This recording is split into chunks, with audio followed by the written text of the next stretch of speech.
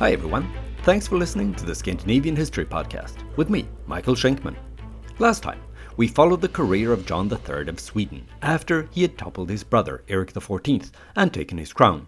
Much of John's reign was spent fighting the Russians, but the king also invested a lot of time and effort in trying to roll back the Reformation and making Sweden as Catholic as possible again. It didn't really work. It's hardly surprising that the church in Sweden opposed this plan to re-Catholicize the country, but also King John's brother, Karl, was dead set against it. He even protected priests and others who protested against the king's religious agenda. They found a safe space to continue to practice and argue for Lutheranism in Karl's autonomous duchy. After John's death, the crown was inherited by his son, Sigismund, who was a Catholic. Today, we'll see how John's Lutheran brother and Catholic son got along. Surely they'll stick together and cooperate for the good of the realm, right?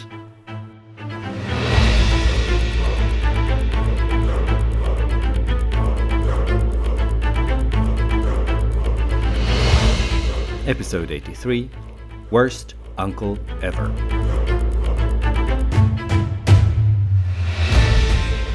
The eldest son of John III and his Polish-born wife, Queen Catherine, was called Sigismund after his maternal grandfather.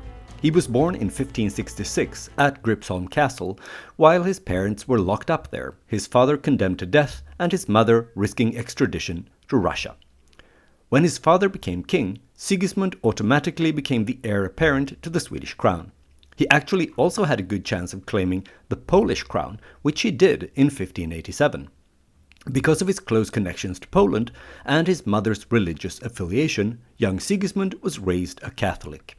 That wasn't an obvious choice in late 16th century Sweden, since the country had cut its ties with Rome and was now an officially Lutheran kingdom. But, as we saw last time, his father had a soft spot for Catholicism and didn't mind that the little baby was brought up to be a Catholic, especially if that increased his chances of bagging the Polish crown. In 1586, Sigismund was supposed to marry a Lutheran princess, but his aunt, the Queen of Poland, torpedoed that plan. She wanted him to marry a Habsburg princess instead, since the Habsburgs were both much more powerful, and therefore a better ally, and Catholics, making Sigismund even more electable in the next Polish royal elections. The Polish throne became vacant in December that year, and Sigismund threw his hat in the ring to become the next king. The other leading candidates were the Tsar of Russia and a member of the Habsburg family, not easily defeated opponents. So, in order to ensure his election, Sigismund's camp let people in Poland believe that King John III of Sweden would give Poland Estonia if his son was elected. That wasn't strictly speaking true, but the electors didn't know that, and Sigismund was elected King of Poland in 1587. Before he left Sweden in that same year, Sigismund and his father King John had made a deal called the Kalmar Constitution. It was a document regulating how Sweden and Poland should be governed once John died and Sigismund became the king of both countries. The document stated that Sweden and Poland should be allies in foreign policy, especially against the common enemy Russia, but their respective domestic political systems should be left intact, separate, and not be mixed in any way. When King Sigismund was in Poland, Sweden should be governed by a council of 7 members. The king would appoint 6 of them, and his uncle Karl would appoint the 7th. In especially thorny or important issues, the archbishop and other bishops should be consulted. Senior government functionaries should be appointed by the king from a list of candidates suggested by the council. No tax revenues could be brought out of Sweden, and the king couldn't start a war or sign a treaty with a foreign power without consulting the Riksdag. Sigismund would also have to come to Sweden every other or third year to rule Sweden in person. Since Duke Karl was given such a small part in the government, John was worried his brother would be annoyed if he heard about the content of the document. So the king hid it from him. Great idea, really. Best long-term plan ever. And Duke Karl wasn't alone. The Kalmar Constitution was never presented to the Riksdag either. And a few years later, King John and Duke Karl agreed to scrap the agreement altogether. Meanwhile, when Sigismund arrived in Poland, there was some awkwardness about the question of Estonia. The Polish leading circles pressured Sigismund to give it to them. He refused, protesting that it wasn't his to give away, which kind of made sense. So the disappointed Poles decided to kick the Estonian can down the road until Sigismund became king of Sweden as well.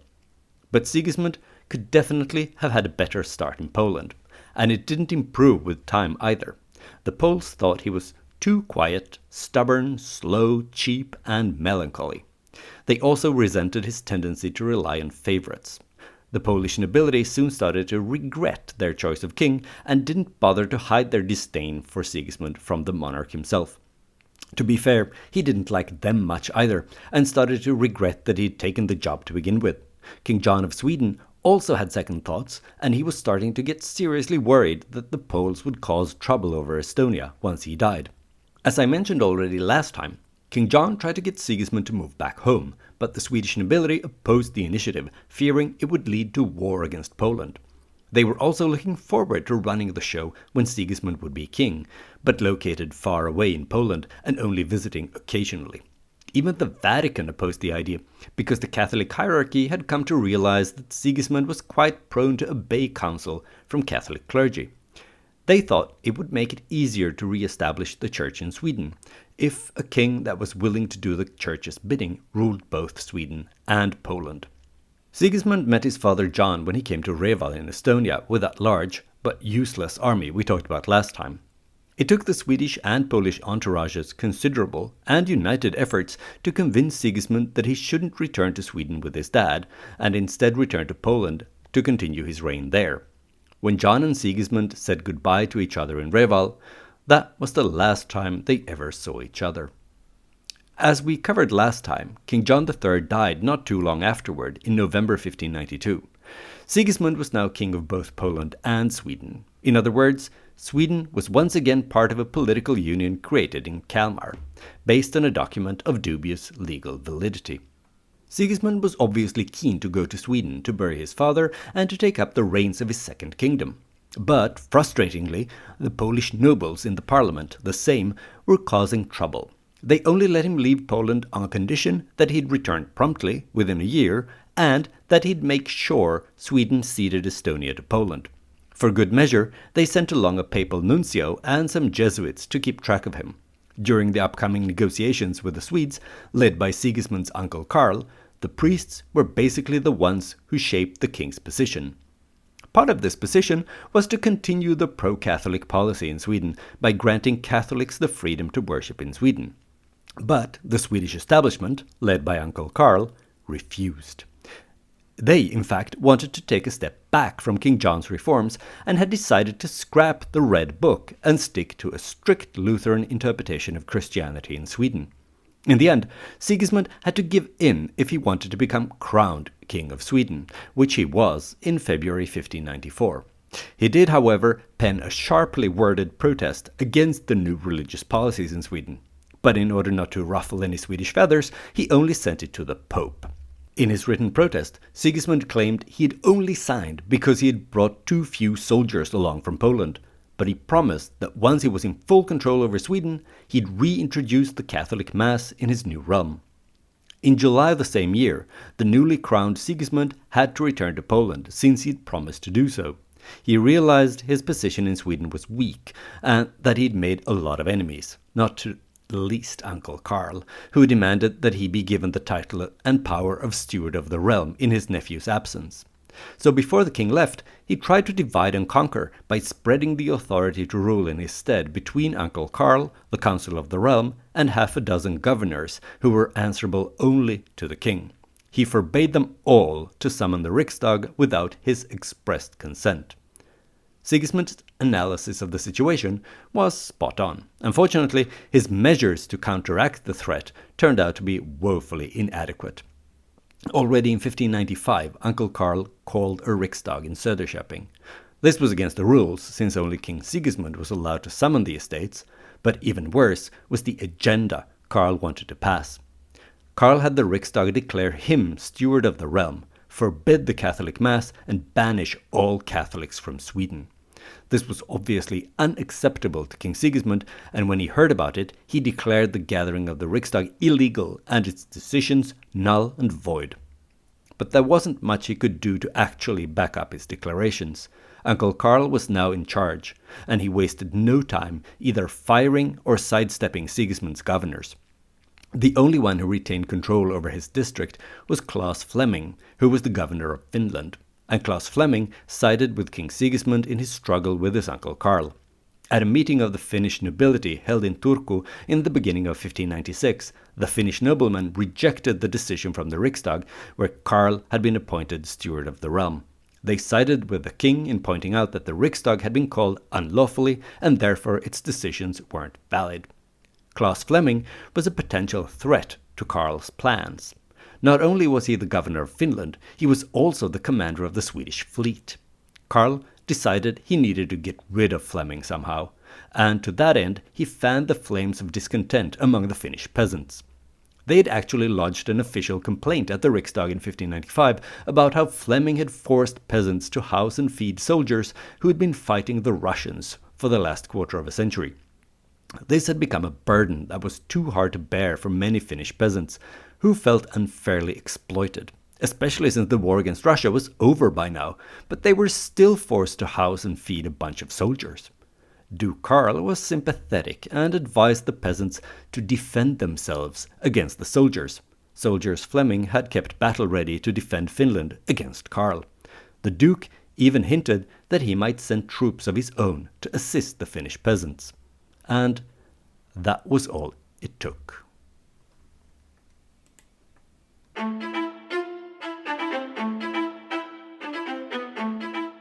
In late 1596, a full-blown rebellion broke out among the peasants in Ostrobothnia, that is, the Finnish region on the eastern shores of the Gulf of Bothnia. It's known to history as the Cudgel War, because the peasants were mostly armed with clubs, cudgels and axes, not swords.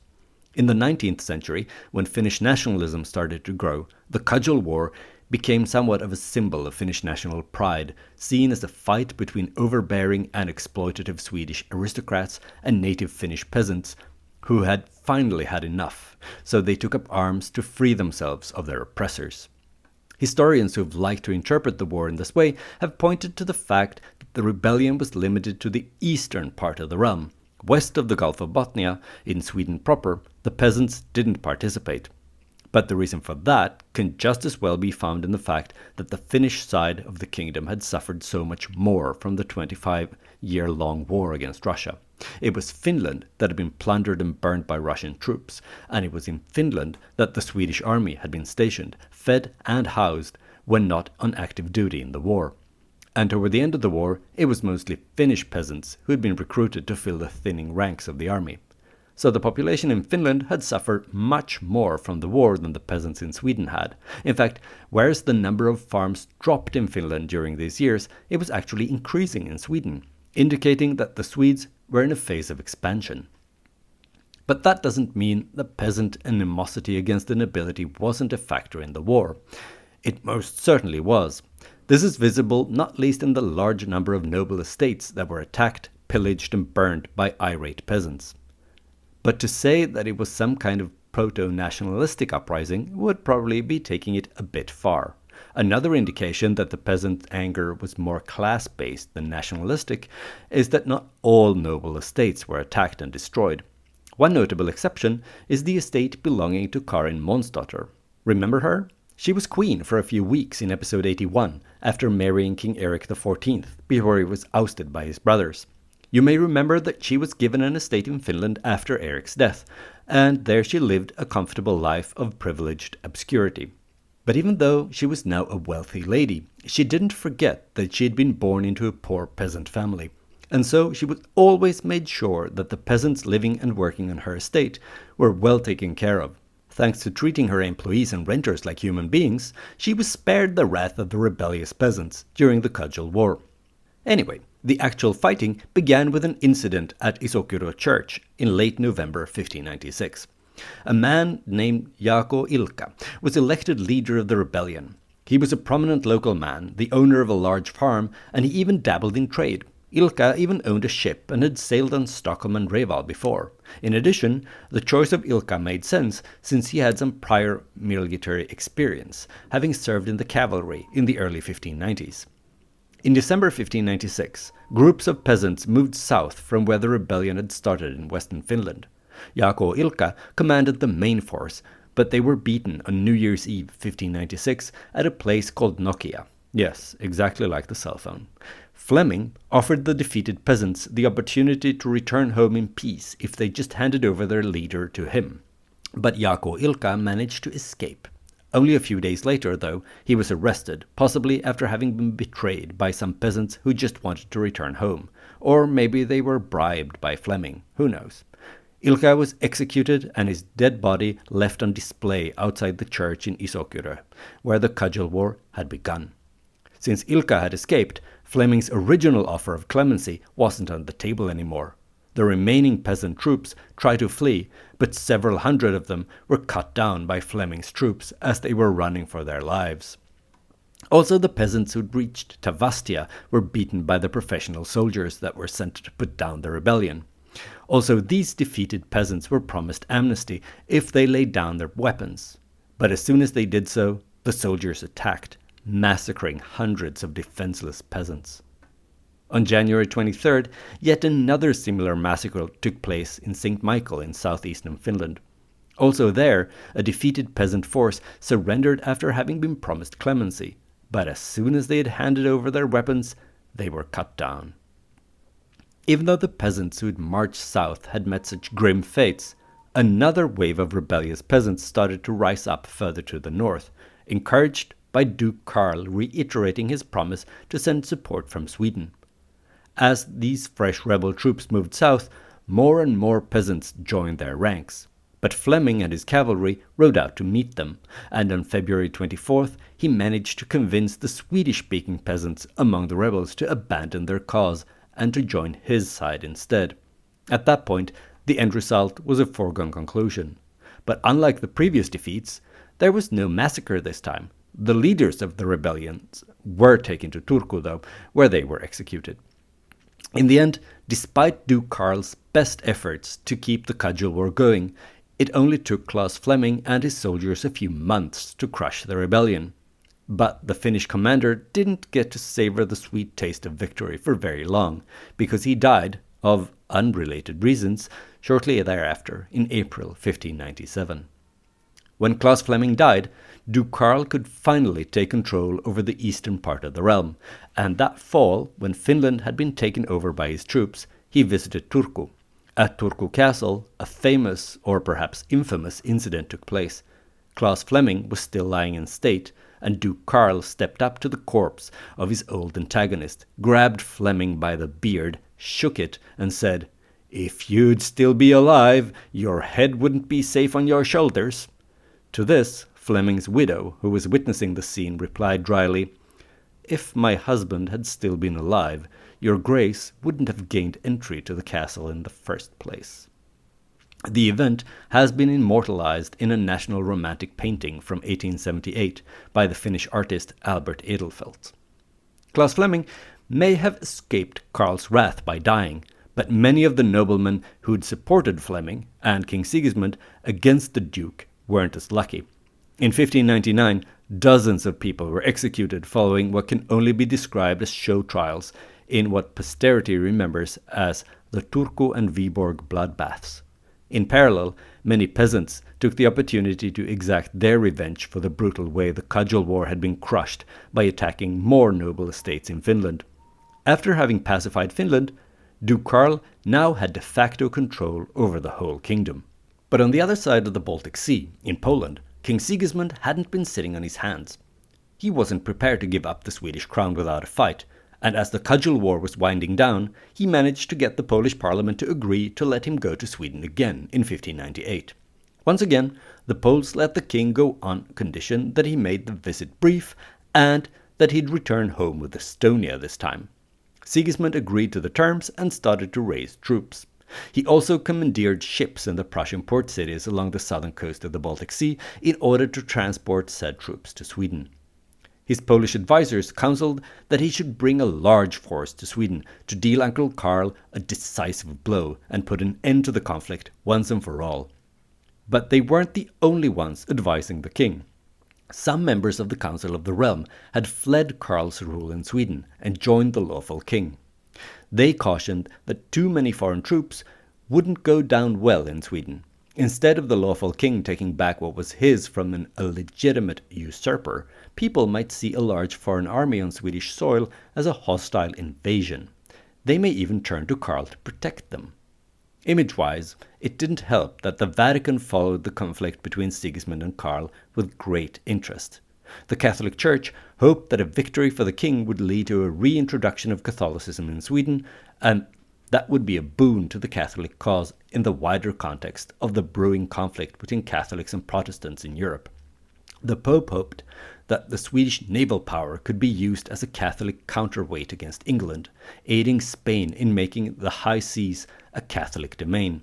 The Vatican had even suggested that Sigismund hand over Elfsborg Castle to the Spanish to give them a naval base from which to threaten England from the north. But before any fortifications could be handed over to foreign powers, Sigismund needed to win the war against his uncle.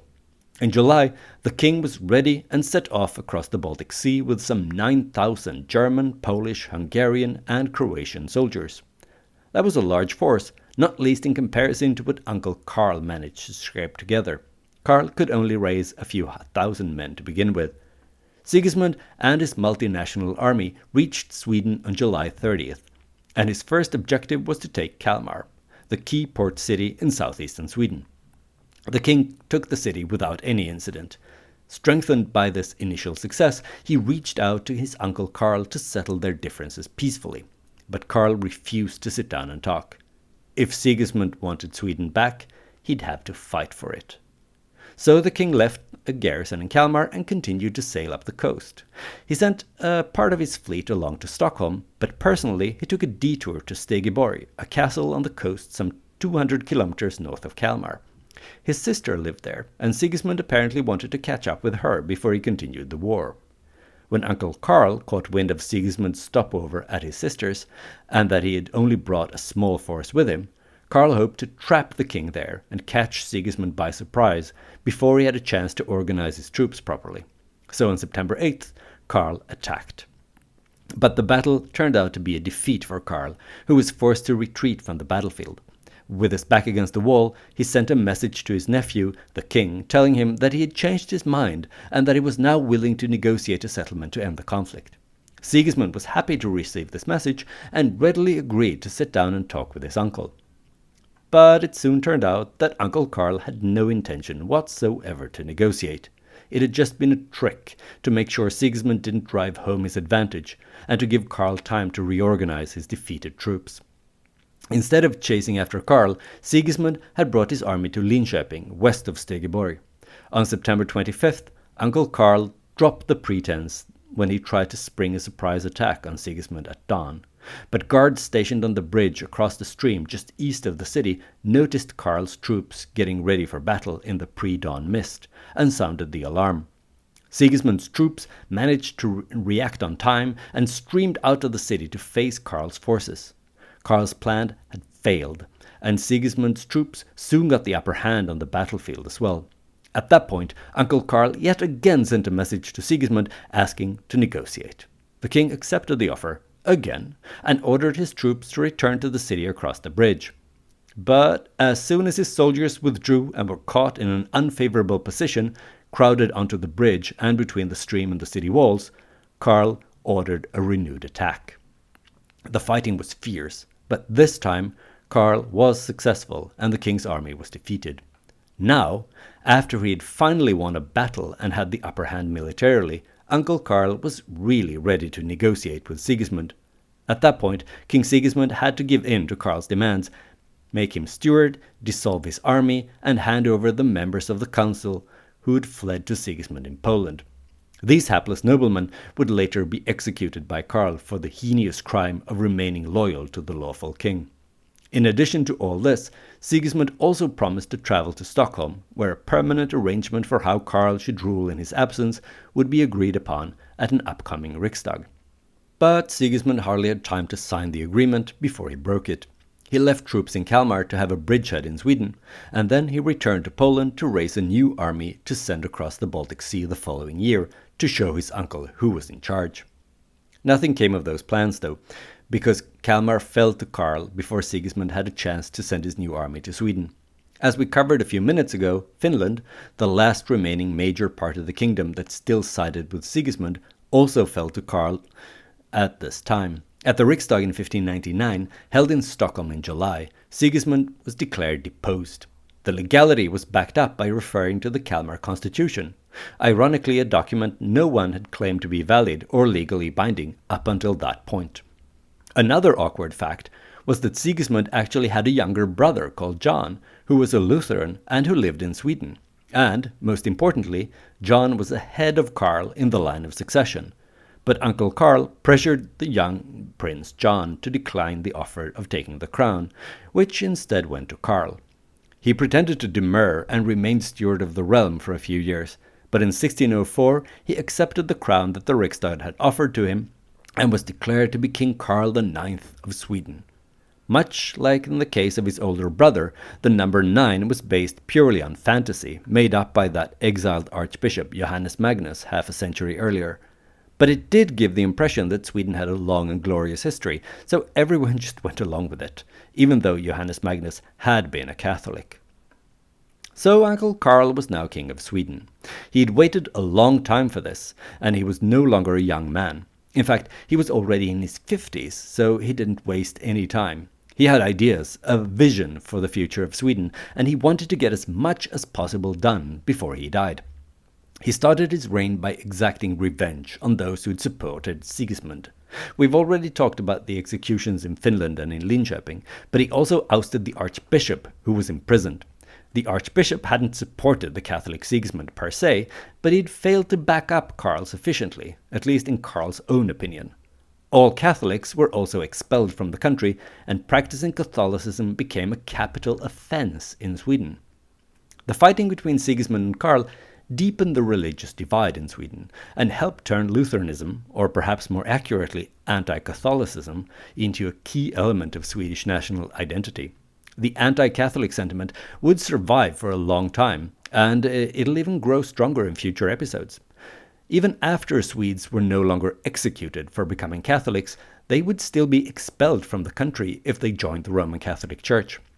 That law was abolished in 1873 when it became legal for Swedish citizens to convert to Catholicism. But only in 1951 were Catholics allowed to become government ministers, teachers, or nurses in Sweden. The head of state, that is the monarch, still must be raised in the Church of Sweden, and any member of the Swedish royal family who leaves the church automatically loses their place in the line of succession and is no longer eligible for the job as king or queen. But let's go back to King Karl IX and his vision for Sweden. He did much for the country's economy by encouraging industry and agriculture. For instance, he decided that anyone who would cultivate unused crown land would not only be given this land for free, but also be exempt from taxes for 6 years. This broadened the tax base in the long run. Karl IX also reformed the legal system by including religious law in the penal code.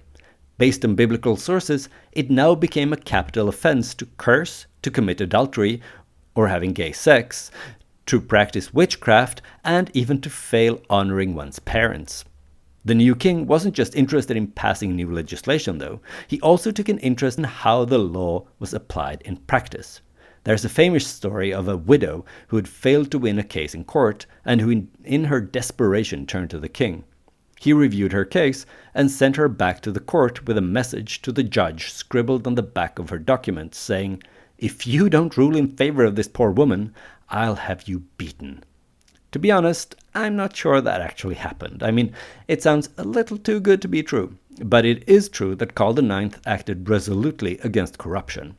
He made sure to hang several bailiffs and governors, and the king supposedly said that anyone who'd worked as a tax collector for 6 years could be hanged without wasting time on an investigation or a trial, because they were all guilty of corruption in one form or another. Karl's foreign policy was focused on war, primarily with Poland, which isn't surprising considering the circumstances of how he became king. For the rest of his life, Karl IX would have a war going in the Baltics, either against Poland or Russia. All this fighting in the east made him blind to another threat. Despite repeated warnings from the Council of the Realm, Karl IX ignored the situation south of the border. He would soon have reason to regret that decision. Next time, we'll talk more about that. I hope you enjoyed this episode of the Scandinavian History Podcast, even if you were rooting for Sigismund in his war against Uncle Karl. If you did, why not spread the word wherever you congregate with others who are into Scandinavian history? Also, please consider leaving a stellar review, or at least 5 stars, on Apple Podcasts or Spotify. This is an excellent way to attract new listeners and to support the show. Another good way to support the show is to purchase some Scandinavian history-themed merch in the Scandinavian History Podcast webshop. I especially recommend something from Odin's Lifehack collection. It's a line of merch with quotes from Havamal, accredited to the King of the Gods. You can get t-shirts, mugs, tote bags, and many other items with nuggets of Scandinavian wisdom, such as "Wake up early if you want another man's land or life," "Only fools hope to live forever by avoiding enemies," or "Speak useful words or be silent." Links to these amazing products and more can be found on the Scandinavian History Podcast Facebook page. If you haven't already, then please go to facebook.com/Scandinavian History Podcast. Like and follow the page if you want to shop or if you just crave more content, at least vaguely related to Scandinavian history. Via the Facebook page, you can also send me questions or angry messages about things I've said or not said on the show. If you prefer Twitter, or X as it's called these days, then you can follow me and send me messages at Schenkman. That's SHAINKMAN. I look forward to hearing from you.